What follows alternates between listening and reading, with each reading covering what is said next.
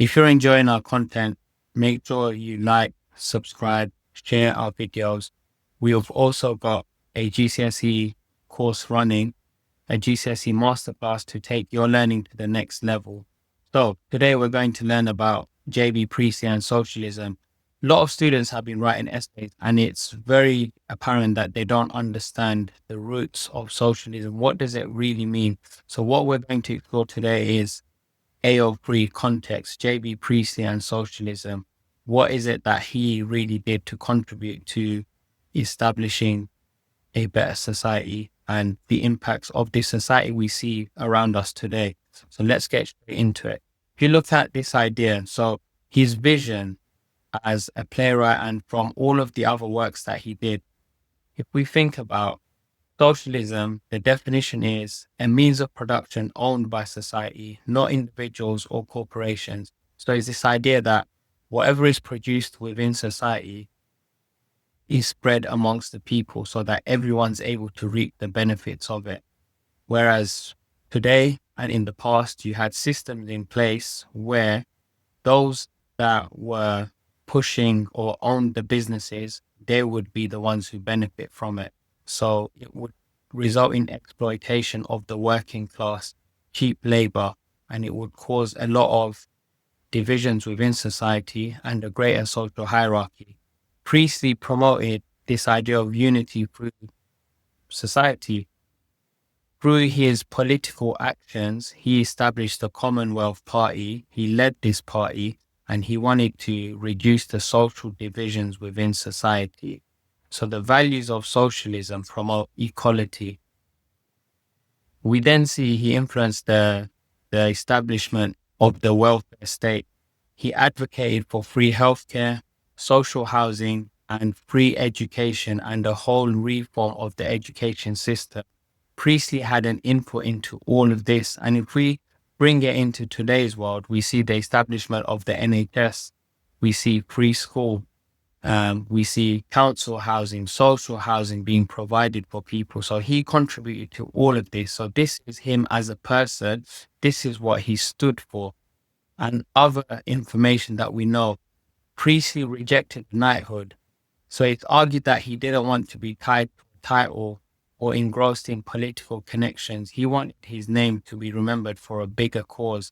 And if anything, this does exemplify his sincerity to his cause of trying to make a positive change and a sincere change to society. And we know in the play, Mr. Burling yearns and really desires a knighthood, and he makes it seem as though he's been promised one. So now, the core values of socialism, according to Priestley. So this idea of caring for each other, viewing everyone as a member, moving towards a common goal. This is Priestley's vision, and this is apparent in the play through the characters of Sheila as one example. We've got the opposition to exploitation. So he viewed workers as people, not cheap labor. And again, this is shown through Sheila when she said, these aren't cheap labor, they're people.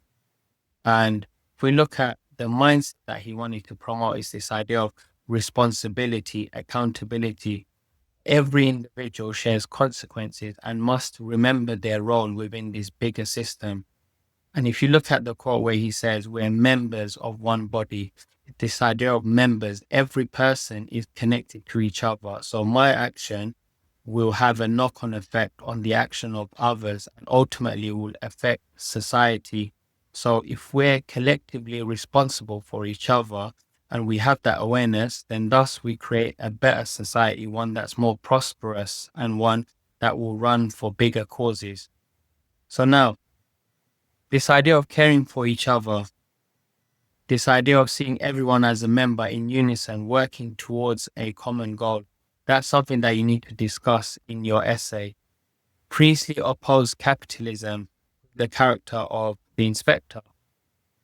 He opposes this idea of taking advantage of the working class, where Sheila says they're not cheap labor, they're people. So Sheila exemplifies these teachings.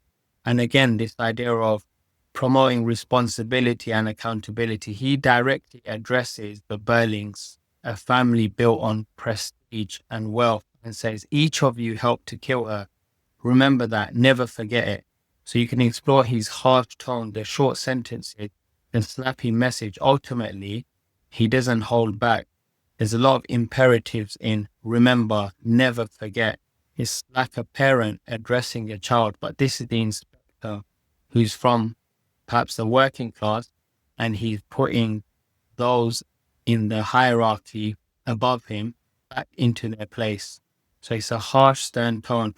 And these moments exemplify the bigger messages of the play. So this is what you need to expand on when you're talking about socialism. Really understand Priestley's motivation and what he stood for when he wrote this play.